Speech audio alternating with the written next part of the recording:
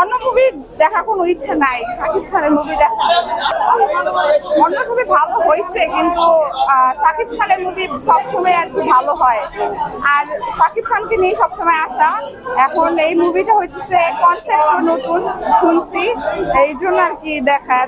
অন্য মুভি দেখার কোনো ইচ্ছে নাই, শাকিব খানের মুভি দেখা। হ্যাঁ, শাকিব খানের ফ্যান। শাকিব খানের ফ্যান ছিলাম না, কিন্তু যখন থেকে শিকারি মুভি করা হয়েছে শাকিব খানের, তখন থেকে আর কি ওর থেকে অ্যাক্টিভিটি বেড়ে গেছে। আগে তো শাকিব খানের মুভি দেখা হইতোই না, যে সবাই বলতো যে এটা কেমন নায়ক কি, বা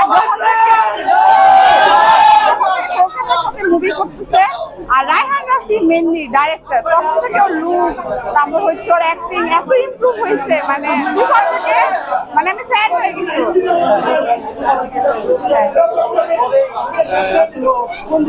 ঢুকে গেছে ভিতরে।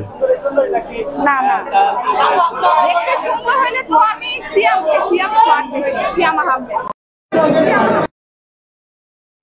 ওর অ্যাক্টিং এর জন্য, তুফানে ও ডাবল রোল প্লে করছে, এই জন্যই আর কি দেখতে আসা। এখানে তো তিনজন রয়েছে, হ্যাঁ আমি জানি, আমিও জানি, কিন্তু শাকিব খানের যে ভিলেন, যে একটা মানে ভিলেনের, সেটা মানে নায়ক সবাই হতে পারে কিন্তু ভিলেন কিন্তু সবাই হতে পারে না, তো এই জন্য আর কি দেখতে আসা। ভিলেনটা বেশি ভালো লাগে। হ্যাঁ, ভিলেনটাই অবশ্যই।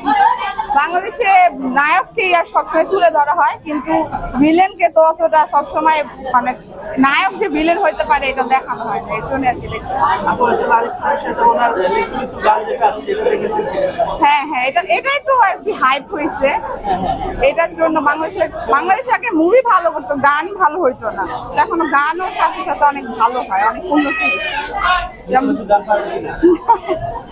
গান পারি না, গান পারি না।